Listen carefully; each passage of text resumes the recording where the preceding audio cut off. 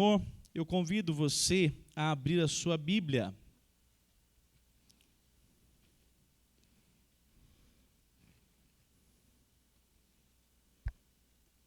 Capítulo 27 de Mateus.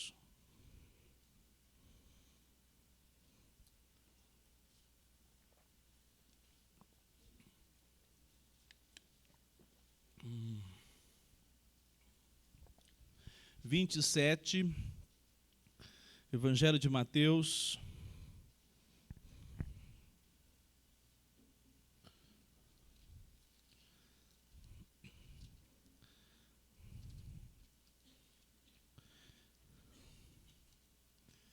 Versículo 32. Eu esqueci de avisar, nós retomamos o trabalho dos pequenos grupos. E essa semana nós já tivemos 3 reuniões. Quem estava presente? Muito pouco. Eu tenho um aviso para você. Se você está congregando aqui no nosso meio, você precisa definir um grupo. Porque senão você vai demorar 3 anos e alguma coisa para de fato ter comunhão com essa congregação aqui. Não tem jeito. Uma comunidade igual a nossa aqui com 80, 100 pessoas, já não tem comunhão. Não dá para conversar, não dá para nós ouvirmos os irmãos todos, mas lá no pequeno grupo tem jeito. Lá a gente convive toda semana, né, Gildo? Vai caminhando, né, Gildo? E quem chega e faz parte dos trabalhos do pequeno grupo, eu tenho convicção, além de ser abraçado, se torna também uma bênção, porque é tão bom ter a companhia na caminhada dos irmãos nos pequenos grupos. Então, nós temos 3 pequenos grupos. Na quarta-feira nós temos um na Rua do Topógrafo, certo, Marcos Vinícius? Qual o número? Então está próximo aqui. Nós temos um pequeno grupo aqui no anexo, por enquanto. Nós estamos aqui por um tempo determinado, nós não sabemos quanto tempo, mas nós nos reunimos aqui também no anexo ao lado da igreja, toda quarta-feira às 20 horas. Lá é quarta-feira, 20 horas também, né, Marcos? Na casa da Nízia, da Sueli. E também na quinta-feira, na casa da Jéssica. Cadê a Jéssica? É a Jéssica que tem que ser representada, viu, Machado? Porque é ela que ajuda a falar, não, vamos apoiar o trabalho de pequenos grupos. E louvado seja Deus por essa família que está nos recebendo, então. Aqui no Cidade Jardim, 8 horas da noite, toda quinta-feira. Irmãos, tem sido uma bênção, amém? Quem tem participado tem visto. Um momento muito especial. Então, convido você a estar envolvido, para que você possa ser abraçado. E como igreja, nós possamos, de fato, caminhar como povo de Deus, tá bom? Capítulo 27, verso 32, diz assim a palavra do Senhor. Ao saírem, encontraram um cirineu, chamado Simão, a quem obrigaram a carregar a cruz de Jesus. E chegando a um lugar chamado Gólgota, que significa lugar da caveira, deram vinho com fel para Jesus beber, mas ele, provando, não quis beber. Depois de o crucificarem, repartiram entre si as roupas dele, tirando a sorte. E assentados ali o guardavam. Por cima da cabeça de Jesus puseram por escrito a acusação contra ele. Este é Jesus, o Rei dos Judeus. Verso 45. A partir do meio-dia, houve trevas sobre toda a terra até as 3 horas da tarde. Por volta de 3 horas da tarde, Jesus clamou em alta voz, dizendo, Eli, Eli, lema sabachthani. Isso quer dizer, Deus meu, por que me desamparaste? Alguns dos que estavam ali, ouvindo isso, ele chama por Elias, e logo um deles correu a buscar uma esponja, e tendo embebido em vinagre, e colocado na ponta de um caniço, deu-lhe de beber. Os outros, porém, diziam, espere, Vejamos se Elias vem salvá-lo. E Jesus, clamando outra vez em alta voz, entregou o seu espírito. Até aqui, por enquanto, mantenha a sua Bíblia aberta. Oremos ao Senhor. Senhor, obrigado por esta noite. Nós te adoramos e bendizemos, porque podemos estar aqui cultuando ao Senhor. Obrigado pela tua palavra, Senhor. Que o teu Espírito aplique ao nosso coração e que o teu Santo Espírito nos edifique, porque nós somos necessitados da ação do Senhor. Ó Deus, que nós possamos aprender a guardar a tua palavra, que nós possamos suplicar ao Senhor que nos ajude a vivermos o seu evangelho vivo por meio da obra que o Senhor realizou por nós. Edifique cada irmão e cada irmã, cada família nesta hora. Nós oramos humildemente em teu nome, Jesus. Amém. Meus irmãos, quando nós olhamos para a vida de Jesus e o seu ministério, nós notamos algo que deixa bem claro as páginas do Evangelho. Jesus foi um homem de dores. E nós sabemos disso porque a própria palavra de Deus diz isso e profetizou que ele seria. Mas observe o que nós temos aqui diante dos nossos olhos. A ação de Deus em enviar o seu único filho, de maneira que a crucificação foi o clímax do sofrimento de Jesus Cristo. A palavra de Deus nos apresenta que esses sofrimentos passaram por alguns aspectos, e eu quero destacar alguns. Jesus sofreu em viver entre os homens. Jesus sofreu em ver o seu pai de criação falecer. Você já imaginou o sofrimento daquele que é 100% Deus, sendo Jesus também homem, 100% homem, e vendo todo esse enredo de um mundo marcado pela presença do pecado e então da morte. Jesus, ele está agora no momento onde nós chamamos de fato, nesse clímax do seu sofrimento. Jesus, em certo momento, antes de chegar nessas páginas, lá no capítulo 26, nós vamos ver que ele diz aos seus mais próximos, a alma de Jesus estava o quê? Profundamente triste, angustiada. E agora nós temos aqui o momento da crucificação, onde Jesus é pendurado no madeiro.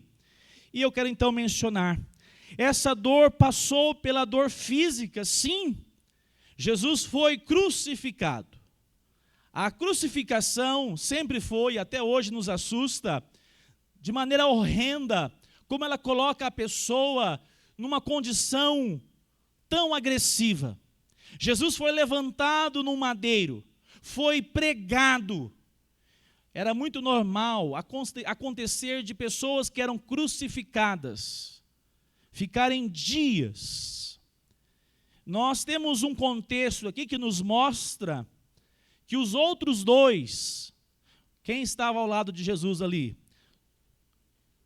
Os dois acusados de roubo, dois que tinham culpa, mas Jesus estava no meio deles. E a palavra de Deus diz assim que foi necessário quebrar as pernas desses outros dois por causa do dia do sábado. O sábado para os judeus aqui não é um sábado comum, era o sábado da Páscoa. Havia uma preparação especial para esse dia, chamado de grande dia para os judeus. E o que aconteceu? Eles tiveram as pernas quebradas. A morte de crucificação era quando a pessoa estava com os braços e as pernas pregadas e a caixa torácica, ela fica comprimida e toda vez que ele precisa respirar, ele tem que forçar o seu corpo sobre os pregos, causando espasmos e cãibras para respirar. Quando era quebrado as pernas, a pessoa morria logo, porque ele ficava sem sustentação e possivelmente, pelo menos assim que apresenta os estudiosos, essa condição agora de não mais apoiar, fazia com que ela morresse logo. Jesus está crucificado, e a dor de estar ali crucificado passa sim pela questão física. Jesus, como retratou a obra lá do ator, e também produtor Mel Gibson, na Paixão de Cristo, aponta que Jesus tinha as costas flageladas, muito provavelmente aberta, e toda vez que se movimentava essa costas aberta naquela madeira, você imagine o sofrimento, a angústia de dor provocada no corpo físico de Jesus, porque ele tinha um corpo físico como o meu e o seu. Essa dor de Jesus não passa somente pela questão física. Ela passa também por carregar o meu e o seu pecado. Você já teve a experiência de pecar? Isso eu já sei. Que vocês e eu somos o quê? Miseráveis pecadores. Vocês estão desatualizados. Eu fiquei 30 dias. Não deu 30 dias não, deu 3 semanas, Paulo. Somos miseráveis pecadores. Não há nada de bom em nós. Tudo de bom que há em nós vem de Cristo. Você já pecou e ficou triste? Você já cometeu um pecado e você percebeu que o seu dia arruinou-se? Você já cometeu um erro e enquanto você não confessou o seu pecado ao pastor? Não, pode até passar por ele, mas antes eu vou te falar, você já confessou a Cristo Jesus? Quando nós não confessamos um pecado, a angústia toma conta do nosso coração. Não é verdade? Só quem ama e quem foi alcançado pelo poder do Evangelho. Agora imagine a dor de Jesus com o seu caráter plenamente perfeito. Cristo, o Filho, o próprio Filho, o Deus Filho agora, de maneira que o seu caráter ele é santo, ele não tem nele nenhuma falha. E agora, sobre Jesus, Isaías 53, 6, diz assim, abra sua Bíblia rapidamente, Isaías 53, 6. Mas o Senhor, você já abre e já deixa a página grifada com um lápis e depois na sua casa vai ler o capítulo 53 de Isaías. Pede para o Espírito Santo quebrantar seu coração diante dessa página da palavra de Deus. Capítulo 53 de Isaías. O profeta Isaías anunciando a vinda e anunciando a obra do Salvador, o Messias, que haveria de vir ainda 400, 500 anos depois. Diz assim a palavra do Senhor, 53, 6, a parte final. Diz assim, mas o Senhor fez cair sobre ele a iniquidade de todos nós. Quem que colocou sobre Jesus os pecados? Olha o texto. O Senhor fez cair sobre Jesus. O pecado é meu e seu, mas tinha que ter um fim para o pecado. E qual foi a solução proposta? Derramar sobre Jesus o seu e o meu pecado. A palavra do Senhor nos apresenta em 1 Pedro 2, 24. 1 Pedro 2, 24 diz assim: carregando ele mesmo em seu corpo, sobre o madeiro, os nossos pecados. Vamos lá juntos, bem forte aqui na tela, vamos lá juntos. 1, 2, carregando ele mesmo em seu corpo, sobre o madeiro, os nossos pecados, para que nós, mortos para os pecados, vivamos para a justiça, pelas feridas,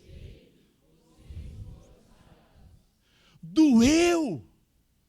Foi uma dor indizível, não somente física, mas psicológica, emocional, confrontando o seu caráter. Você já fez alguma coisa que fala assim, isso aqui não sou eu? Você já fez alguma coisa assim?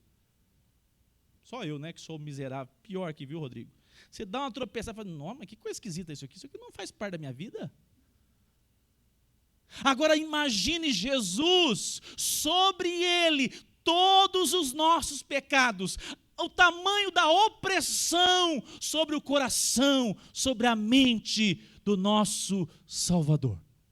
É essa realidade que a palavra de Deus nos apresenta, carregando ele mesmo em seu corpo, sobre o madeiro, os nossos pecados, para que nós, mortos para os pecados, vivamos para a justiça.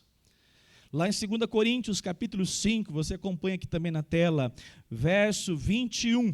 2 Coríntios 5, 21 diz assim, vamos ler juntos. Aquele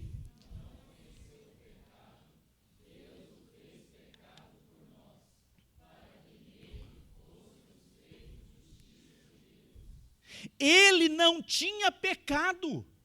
Ele viveu os seus 33 anos aqui. Ele nasceu numa manjedoura, num lugar simples. Ele conviveu com pessoas da sua casa que não criam nele. Mas ele não pecou. Não havia pecado nele. E a palavra de Deus diz assim, aquele que não conheceu o pecado, Deus o fez pecado. Para quê? Para que nós agora, por meio do seu sofrimento lá na cruz, sofrimento, irmãos, nós somos a geração do bem-estar. Pode falar que não é amém, mas a gente é. Se alguém que falar que não é, se perguntar por irmão Luiz, ele usa o WhatsApp. Demora, mas usa, não usa? É igual o seu Morales. Se perguntar para qualquer um de nós, vou romper com a internet, tem coragem? Você está doido, pastor? Tem coisa boa lá. Se nós formos falar aqui a respeito de vender nossos carros, para adotarmos as bicicletas, você quer? Pastor, aqui tem muito morro, muita subida. Não é fácil, não. Nós nos acostumamos, não é verdade? Eu também faço parte, viu? Também não quero abrir mão, não. É uma bênção. É um privilégio. Mas notem, Jesus veio no clímax de toda a história. Naquele contexto havia a Pax Romana, nem guerra tinha. Jesus foi enviado por Deus no tempo certo, na hora certa, no momento certo. Mas não tinha conforto nenhum. Além de sofrer fisicamente, além de sofrer com os nossos pecados, ele de fato convivia com o sofrimento. O sofrimento fazia parte da sua caminhada sobre a terra.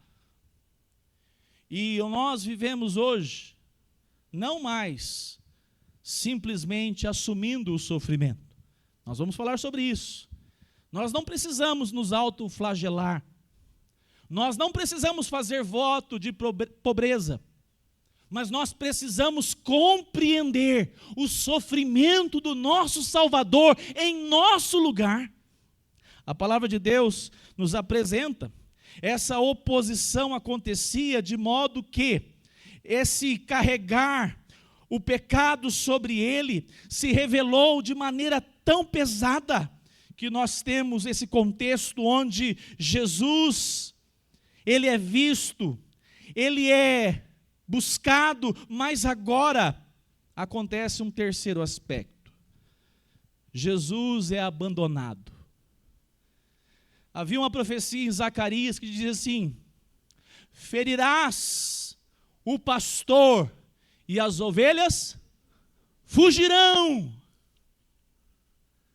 Jesus foi traído, claro, nós sabemos muito bem que fez parte do plano soberano de Deus, tudo providência de Deus. Jesus sabia, se submeteu, mas uma coisa é você saber que ele é soberano. Outra coisa é lembrar que ele conviveu com pessoas que iria negá-lo, queria traí-lo, e ele tratou de uma maneira que eu me lembro aqui de vez em quando. Eu amo a igreja Semear, viu, Paulo? A turma aqui tem demonstrado carinho, eu fico tão feliz. Mas eu, uma hora ou outra, Glaucio, ainda mais nos próximos 30 anos que nós vamos congregar, Glaucio, vou pisar no pé de alguém aqui.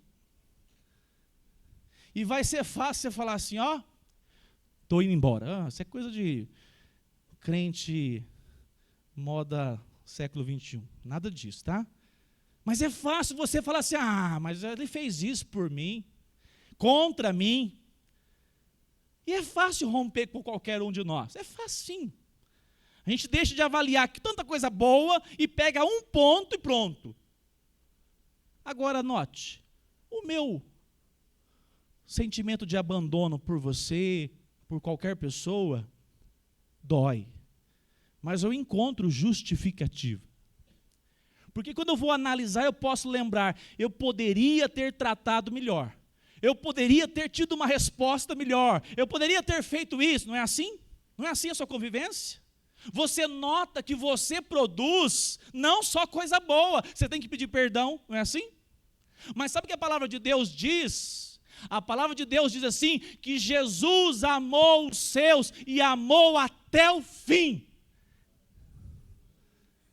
Ele não tinha nada nele que fizesse alguém abandoná-lo ou traí-lo. E a palavra de Deus diz assim, que Jesus levou Pedro, Tiago e João, os três mais próximos. E quando ele estava com a alma profundamente triste, ele pediu, ficai comigo e vigiai. Pedro, Tiago e João ainda eram os presbiterianos bem devagar. Eles não eram ainda os presbiterianos, geração Hernandes, Nicodemos, Paulo Júnior, que diz assim, se a sua vida cristã for religiosa apenas, você não vai conseguir caminhar de fato, discernindo a vontade de Cristo. Se Pedro, Tiago e João fossem julgados por Jesus, Jesus podia dizer assim, entre tantos encontrei três, que nem conseguem vigiar quanto tempo? 1 hora com ele. E Jesus volta e é tão ruim, não é? Você sentir uma dor que a outra pessoa não tem empatia por ela, é um sentimento horrível. Jesus olha para os seus discípulos e os três estão lá, provavelmente roncando. Era alta madrugada. Mas a palavra do Senhor diz que não foi somente isso. Quando Jesus foi preso, todos os discípulos, deixando-o, fugiram. Fugiram. E nós sabemos muito bem que Jesus, ele estava caminhando com uma agenda do céu, não dos homens. Mas ele estava enfrentando todas essas dores. Um ponto para os psicólogos. Só de psicólogo aqui, Poliano, já aumentou uns 3, viu? E você começa a clinicar, viu, Poliano? Roberta, começa a trabalhar e fala assim, eu sou psicólogo, mas eu sou crente. A minha psicologia está fundamentada, sobretudo, nas Escrituras Sagradas. E o que aconteceu? Esse grupo de pessoas, agora, eles abandonam Jesus. A palavra de Deus nos mostra que agora Jesus é abandonado pelos seus discípulos, mas esse abandono não é o maior. Acompanhe comigo na sua Bíblia, aí no capítulo 27. Lembrei que eu ia falar. Tem uma pessoa que eu conversei hoje de manhã. O Senhor manda lhe dizer, não. O Senhor está dizendo tudo aqui já, amém? Mas uma coisa importante para você trabalhar no seu coração. Se fala muito hoje a respeito de autoestima, valorização própria, não é assim? São coisas boas. Filho de Deus que foi alcançado pelo poder do Evangelho tem a sua autoimagem resolvida pelo amor de Cristo na cruz. Você vence qualquer crise. Se tem rejeição, se já aconteceu, se está passando, você é amada por Jesus Cristo que sofreu toda a rejeição em seu lugar, para que você experimente da graça e da paz do Senhor Jesus. O abandono dos homens doeu, mas olha só o maior abandono. Capítulo 27, verso 46. No capítulo 27, 45, diz que ao meio-dia, você já imaginou esse eclipse? Eu sei de eclipse que dura alguns minutos. Esse eclipse aqui foi um abalo no universo. O dia se tornou noite, por causa do quê? Do meu e do seu pecado que estava sobre o santo de Deus. O dia se torna noite, trevas. E diz o texto, por 3 horas houve trevas. Por volta das 3 horas da tarde, Jesus clamou em voz alta, dizendo, Eli, Eli, lema sabachthani. Isso quer dizer, Deus meu, por que me desamparastes? A palavra do Senhor nos apresenta que nesse momento, Jesus agora tem na sua vida, no seu relacionamento com Deus, o abandono daquele que colocou sobre o seu filho o pecado. E não somente colocou sobre Jesus o pecado, ele também o abandonou nesse momento. O Salmo 22, nós não vamos ler agora, você pode ler na sua casa. Salmo 22, verso 1 e verso 2. Jesus cita um salmo. O que Jesus diz aqui, Deus meu, por que me desamparaste? Já era escrito na época de Jesus. E o Salmo 22 começa, Deus meu, clamo de dia e não me responde, também de noite, porém não tenho. Verso 1. Deus meu, por que me desamparaste? Por quê? Jesus cita o Salmo 22. O abandono de Deus, Jesus sabia que não era para sempre. Jesus sabia muito bem que após morrer estaria onde? Ele escreveu lá para os seus discípulos, eu vou para o... Ele sabia o destino dele, mas ele disse, de maneira declarada, em alto e bom som, Deus meu, por que me desamparaste? E o contexto do Salmo 22 aponta que, nesse início, há sim um processo de dor, há um processo de enfrentamento do sofrimento, mas no final do Salmo 22, há alegria, há visitação de Deus, há de fato a manifestação da graça de Deus. Ou seja, Cristo está dizendo, eu estou aqui agora, angustiado, sozinho. Deus Pai, o prazer da minha vida, não está nesse momento relacionando-se comigo.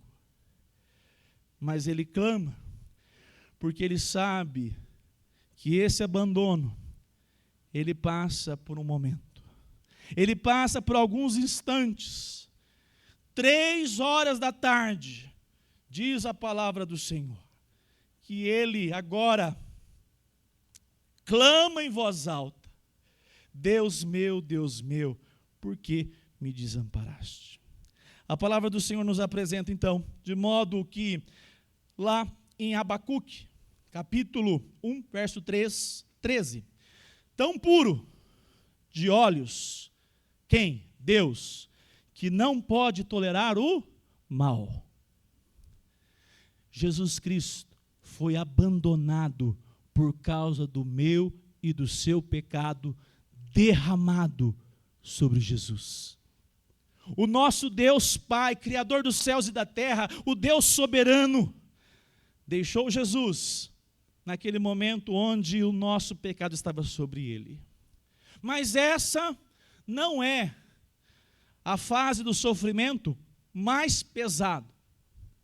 Então eu destaco o quarto e último aspecto do sofrimento de Jesus.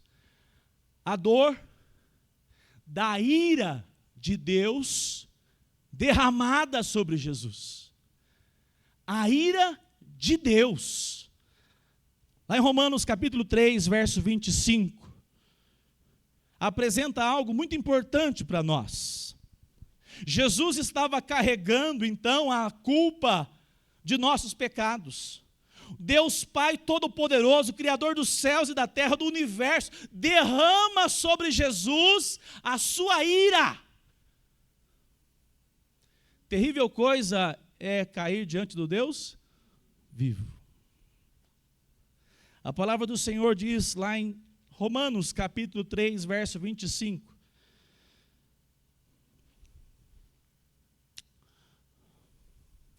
A quem Deus apresentou como o quê?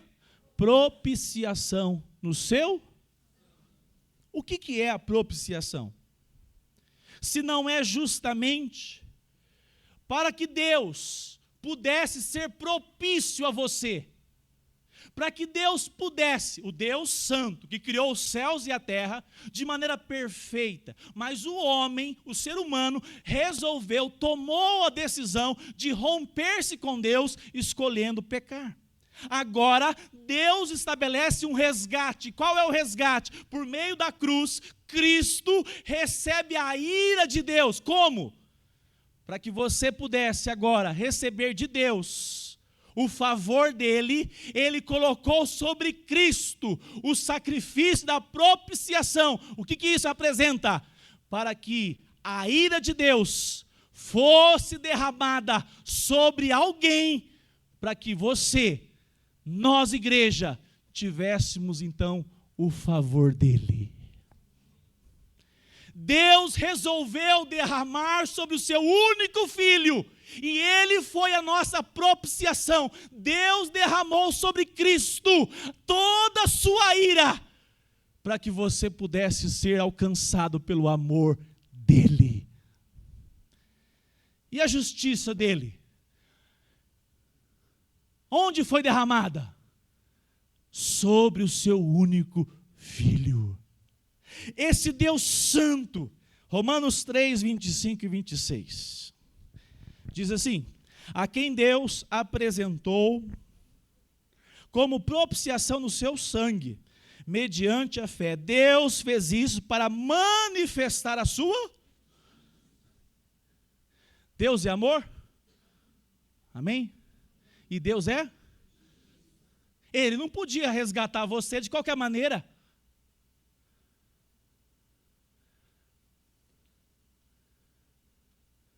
Tem uma história que diz que numa cidade não podia ter crime. Porque se tivesse crime, a pessoa seria morta. E passaram vários anos sem crimes. E a lei era, o rei decretava, quem for pego cometendo um delito, será morto. E passado algum tempo, alguns anos, chegaram duas pessoas, 2 soldados, e disseram: rei, cometeu-se um delito, depois de tantos anos. E o rei ficou bravo e disse: apresente aqui essa pessoa, e a sentença dele é morte. E para a surpresa do rei, quando foi apresentada a pessoa, era o seu próprio filho. Como fica? Você mataria? Você continuaria com a sentença? Está combinado, né? Está escrito, não está redigido na lei? Então qual é a sentença? Morte. Porque se você não fizer isso, e eu duvido que algum de nós tenha coragem, você não é 100% justo. Deus tinha que derramar sobre Cristo, seu Filho, toda a sua ira, para que ele pudesse ser a propiciação, ou seja, o castigo sobre ele, fez com que você recebesse de Deus o favor dele. A palavra do Senhor nos mostra, sacrifício que sofre a ira de Deus até o fim. A propiciação, então, foi o sacrifício, Cristo no madeiro, que sofre a ira de Deus até o fim.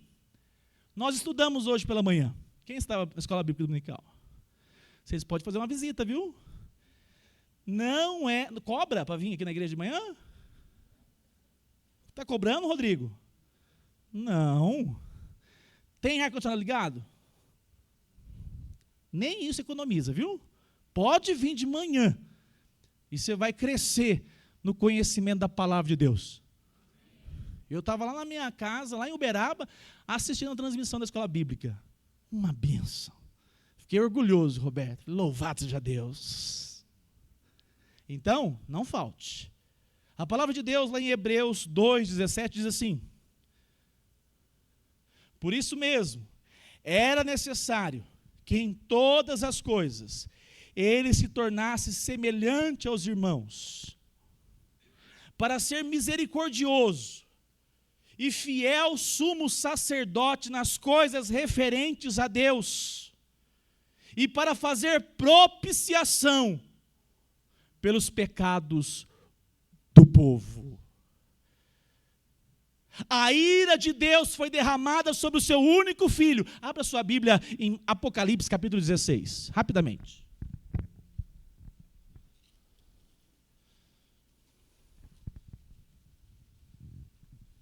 Olha o que diz aqui, verso 1. Ouvi uma voz forte. Entendeu, né? Obrigado, divino. É bom demais, divino. Ouvi uma voz forte vinda do santuário, dizendo aos 7 anjos: vão e derrame sobre toda a terra, sobre a terra, as 7 taças da ira de Deus. O primeiro anjo foi e derramou sua taça sobre a terra, e apareceram úlceras malignas e dolorosas nas pessoas que tinham o quê? E quê? Nós temos um convite aqui hoje. Ou você recebe o sacrifício de Deus em moer o seu filho, onde Deus decidiu derramar toda a sua ira sobre Jesus, sobre o seu filho. E a palavra de Deus diz assim: quem nele crê, ou seja, nessa obra que ele fez, será salvo. Quem não crer? Quem não crer, já que não recebeu a oferta de Deus. Qual é a oferta? A oferta é Deus derramar a sua ira sobre Cristo como propiciação. Ele deseja se relacionar com você. Ele deseja caminhar contigo. E hoje é um convite. Amanhã, entenda bem, nós não sabemos o ano. Pode ser que seja amanhã mesmo. Mas amanhã chegará o dia onde Deus não mais anunciará esse convite da graça, que é crer que Jesus foi moído, que a ira de Deus foi derramada sobre ele, porque nesse tempo, Deus derramará a taça da ira dele sobre todos os impenitentes. Quem são esses? Os que não creram e não deram recepção à palavra de Deus. Nós cremos que o Espírito Santo é que abre nossos corações e abre o nosso entendimento para crer no Evangelho maravilhoso de Deus. O que eu convido você é: que privilégio saber que o seu Salvador recebeu a ira de Deus para que você hoje tivesse diante dos seus olhos, diante do seu coração, um trono poderoso. E a palavra de Deus diz assim: acheguemos diante de Deus, como? Com toda a coragem, confiadamente, porque aquele que abriu as portas de acesso a Deus Pai foi Cristo na cruz. E você hoje pode se relacionar com esse Deus, Criador dos céus e da terra. Para terminarmos, caminhando para o final, 1 João 4,10 diz assim: nisto consiste o amor, não em que nós tenhamos amado a Deus. Olha que texto elucidativo. 1 João 4,10. Prepara um microfone sem fio, Luciano, para nós.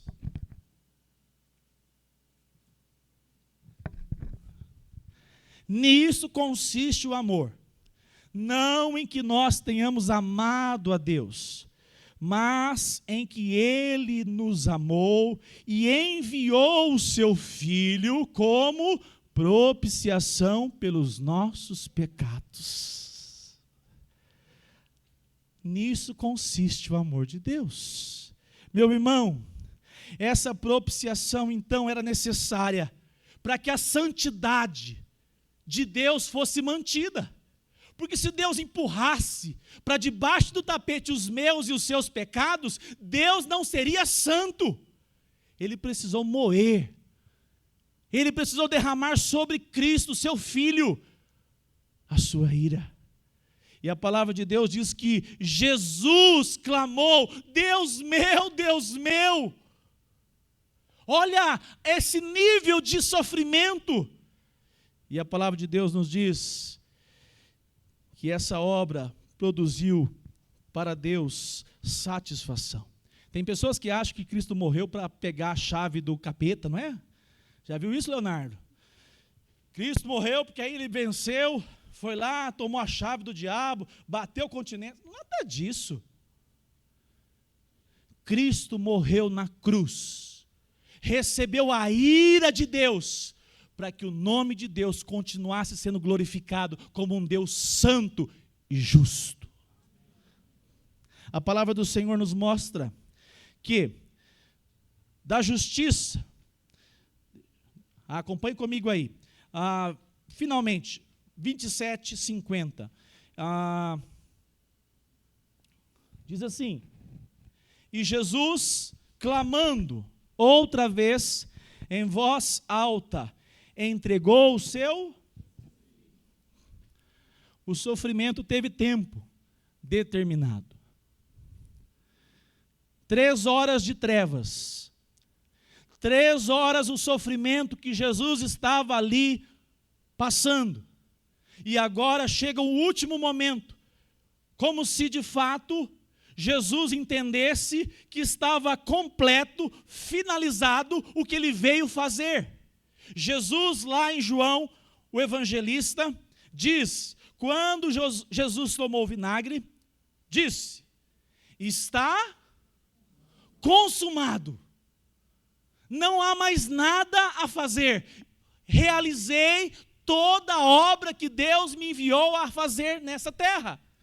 Essa ira de Deus foi derramada, e agora também, em Lucas 23:46, diz assim, Jesus clamou, Lucas 23:46, em alta voz: Pai, nas tuas mãos entrego o meu. Porque a vida de Jesus, ele dá voluntariamente, porque ninguém poderia tomá-la. Jesus não foi morto porque os pregos eram poderosos. Jesus não foi morto porque foi traído, porque ele decidiu se entregar naquela cruz. E eu quero terminar nessa noite pensando com você. Isaías 53:12 diz assim: porque Deus derramou, ou melhor, pois derramou a sua alma na morte, e foi contado com os transgressores. Contudo, levou sobre si o pecado de quantos? Nunca esqueça isso. o sacrifício de Cristo, tem duas opções. Ou você adota que o sacrifício de Cristo não foi suficiente sobre alguns, certo? Ou você crê que o sacrifício de Cristo foi suficiente sobre todos aqueles que o Senhor mesmo decidiu alcançar. A decisão é, ou você esvazia a cruz de Cristo, ou você exalta a cruz de Cristo.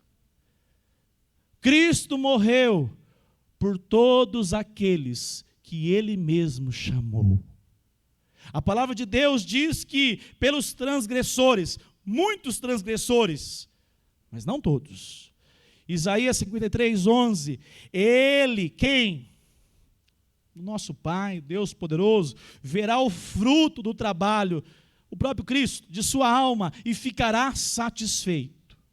O meu servo justo, com o seu conhecimento, justificará a muitos. Ou seja, porque as iniquidades deles levará sobre si. Entenda uma coisa aqui, a obra de Cristo não é universalista. É por isso que aqui é um local para nós nos achegarmos diante do Senhor e suplicar pelo seu favor. Porque a obra de Cristo não é universalista, ou seja, não é para todo mundo. Se você recebeu o chamado do Senhor e o seu coração arde em alegria, você tem satisfação em saber que você foi perdoado, você é um agraciado. A palavra de Deus nos apresenta, para nós caminharmos então para o final, não foi somente a morte e o sofrimento. Capítulo 27 de Mateus. Abra aí só comigo. 27 de Mateus.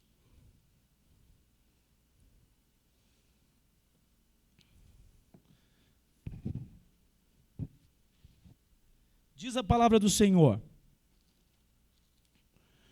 Perdão, 28. Como é que está na sua Bíblia aí? Passado o sábado. Que final de semana terrível, sangrento.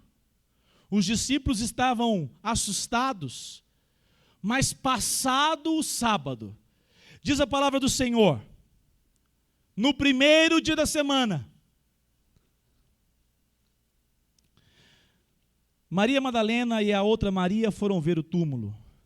E eis que houve um grande terremoto, porque um anjo do Senhor desceu do céu, e aproximando-se, removeu a pedra e sentou sobre ela.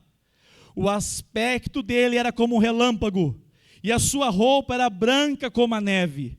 E os guardas, com medo do anjo, tremeram e ficaram como se estivessem mortos. Mas o anjo, dirigindo-se às mulheres, disse: não tenham medo. Sei que vocês procuram Jesus que foi crucificado. Juntos o verso 6. Ele não está aqui, ressuscitou como tinha dito. Venham ver onde ele jazia. Louvado seja o nosso Salvador. O nosso Salvador não é somente o Salvador que sofreu e morreu. Porque se o sábado fosse a última sentença do Evangelho, nós temos a resposta da palavra de Deus. O que a palavra de Deus diz? Diz assim lá em 1 Coríntios, se Cristo não ressuscitou, é vã a vossa fé, e ainda permaneceis nos vossos pecados. Em outras palavras, a ressurreição de Jesus é o evento crucial para a nossa fé. E é por isso, meu irmão, que agora, como disse John Owen, a morte da morte na morte de Jesus revela que todo aquele que crê em Cristo, assim como ele, há de ressurgir. Eu fiquei pensando, o anjo moveu a pedra, para quem? Vou até tomar água. De vez em quando eu fico pensando, viu, Michele? O anjo moveu a pedra. Tem até uma música, não tem? Que bom que pararam de cantar, porque era ruim com força.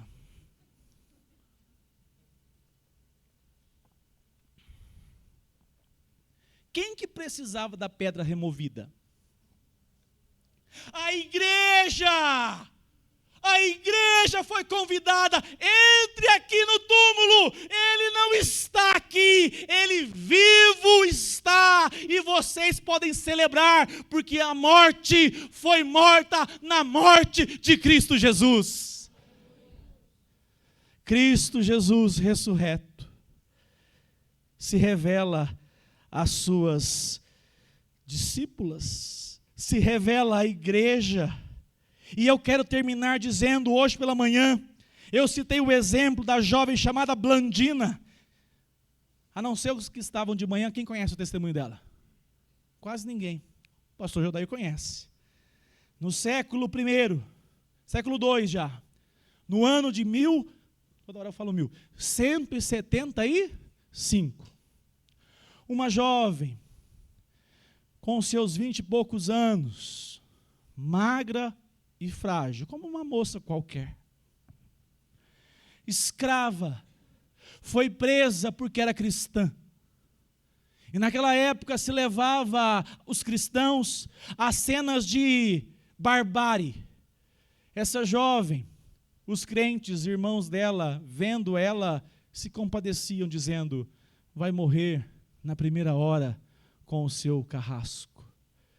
E diz a história que o primeiro carrasco vai e bate, chicoteia, maltrata Blandina o dia todo. E ele diz: cansei, não consigo mais. E vai outro, e vai outro. E naquele dia, Blandina dizia: eu sou cristã. Eu sou cristã. E aí eles resolveram, ela não vai morrer com tanta pancada não, porque o pessoal aqui está já cansado. Amarraram ela no meio com uma cruz, e as feras vinham nela, mordiam, mas não a agrediram de maneira mortal. E a igreja, presa, vendo Blandina, dizia: essa fé que essa jovem tem, Deus Cristo que está vivo, está com ela, e nós nos entregaremos à morte, mas não negaremos a Cristo. Mas a história não para aí. E Blandina foi sofrendo os ataques, um após o outro, de maneira que a grande plateia ficava admirada com uma jovem tão frágil, e não morria com os golpes. Um touro levantava ela para cima com os seus chifres, e Blandina não morreu, até que ela também declara ao seu capataz: viva, te vencerei, morta, vencerei-te-ei mais ainda, porque o meu Cristo vive e eu vou ressurgir com ele.